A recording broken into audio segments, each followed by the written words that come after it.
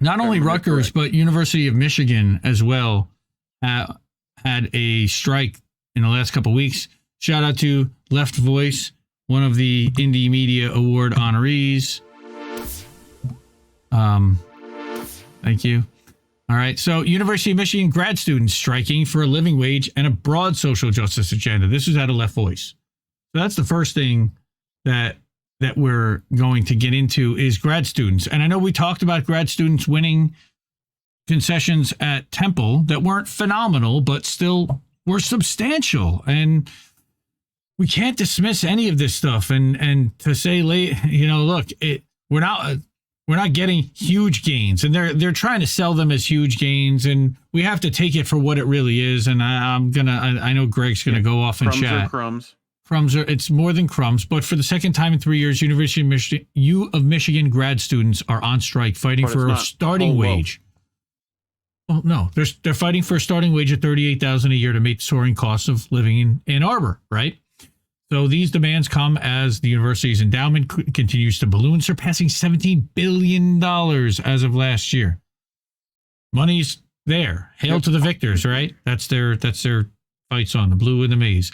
Grad students are also asking for gender-affirming healthcare options, better workplace protections against sexual harassment, and an approach to campus safety that doesn't depend solely on a militarized police force.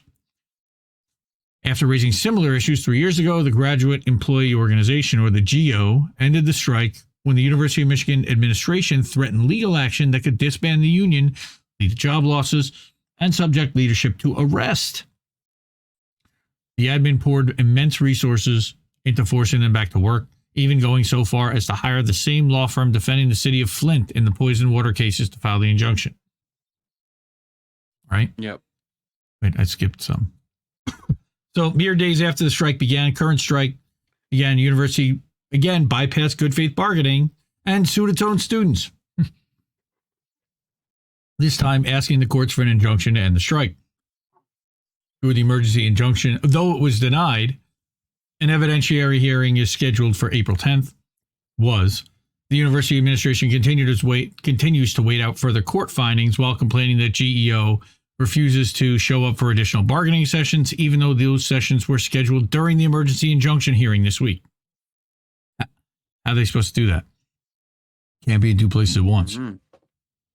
In their arguments for a court injunction against strikers, U of M admin has claimed that the strike is causing irreparable harm. But the admin has fought GO consistently throughout contract negotiations, which started in November, filing a December complaint with the Michigan Employment Relations Commission in an effort to impede open bargaining.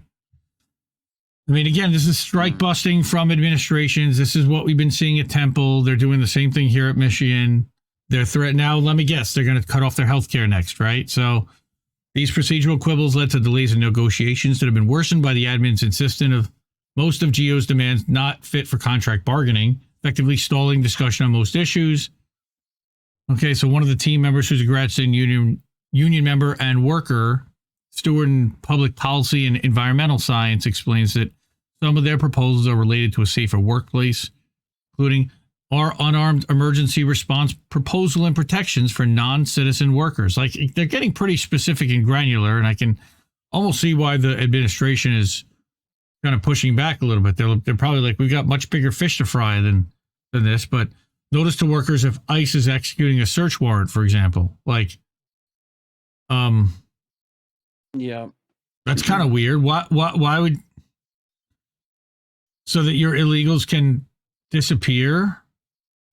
Okay.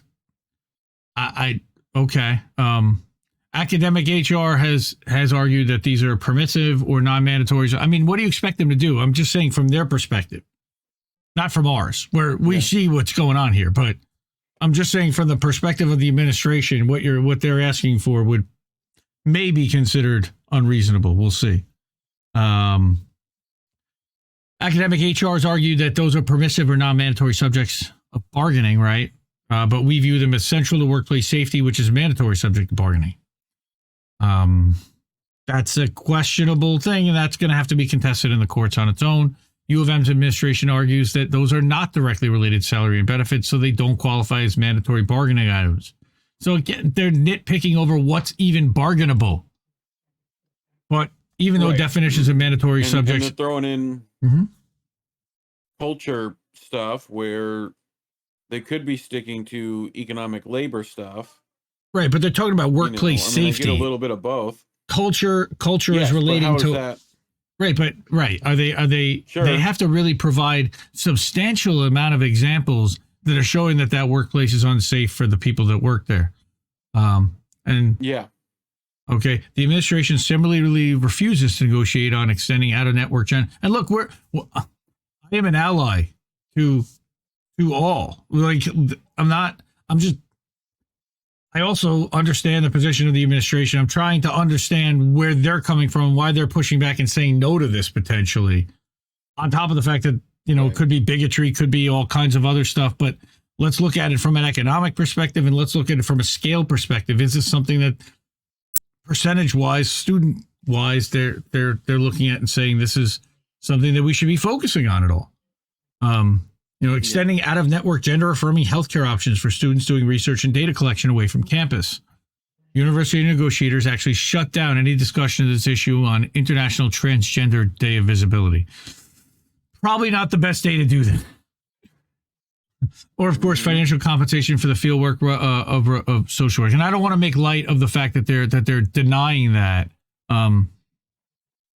That's, if people want to do that, I still think that that's optional and elective. But of course, that is an expensive surgery. And where's the money coming from to do that? If this is what they feel like they need to do as people, I don't have these answers, and I'm not going to claim to. And it's an issue that I don't really want to address because it's a minefield that I don't have answers to, and it's only trouble to me. And I don't see. I feel terrible for the people that are going through it, really, because they're going through it. On top of the fact, trying to figure out mentally who they are and what what they want to be, they have everybody else in the world screaming about this one way or another and making it that much harder for them to make up their mind. So I do understand and do have sympathy for all of this. But as a university administrator, I would feel very different. Now that I just jumped into that bucket of worms, both these demands are clearly matters of compensation in their minds, no matter how the university admin wants to distort the issues. On April 3rd, they filed their own request to the Michigan Employment Relations Commission, asking them to direct the university to quit relegating so many issues to permissive status and come to the bargaining table in good faith. At the heart of these debates over mandatory and permissive subjects of bargaining is a question of control over the workplace, which is a central concern of a social justice approach to unions. Right? So demanding better pay and benefits is important, of course, and a fundamental part of bargaining, but union workers can also collectively change their daily living and working conditions, taking democratic control of decision-making processes in the university while demanding a safer environment for the community as a whole. I don't know if they're talking about scheduling. I don't know specifically where they're going with that. I'd like to know a little bit more about what they're asking for. But U of M admin's response to many of these demands has been to say that their matters for the broader community, not just grad student workers. Okay. In the case of GEO's demand for non-police urgent response team, for example, the admin argued that this is a demand that's non-mandatory subject under Public Employee Relation Act. So that means that everybody, like every teacher, have to vote on this because it doesn't impact the wages, hours, and terms and conditions of employment. Seeks to negotiate police services for non-unit members and the public generally, and infringes on the university's management rights under PERA. So they have reasons to push back too, what they consider to be legitimate ones. That's questionable, but they're going to use this, and they have the law and the money on their side. So for the admin, like all capitalist bosses, the problem with the kind of social justice unionism that GEO embodies is that it runs the risk of uniting not just the bargaining workers, but the entire community that stands to benefit from the changes the union's advocating. That's exactly it. They don't want to let everyone know. So they described as seeing this potential in the outpouring for GEO strike. For me, we got a ton of support. That it's been really inspiring to see the solidarity expressed by people from all over the country, both on Twitter, their Give Butter fundraising page, which, by the way, is on the Left Voice thing. After the show, we'll have all the links in the... Why does that seem like a thing that South Park made? Give Butter? You know? Give Butters? Yeah, like Give Butters. Maybe. But hi, it's Big Butters. Like... But other unions have made it clear that they're watching us and drawing inspiration from our fight. This was actually from a union worker. At the same time, their attention and support gives them inspiration and motivation as well.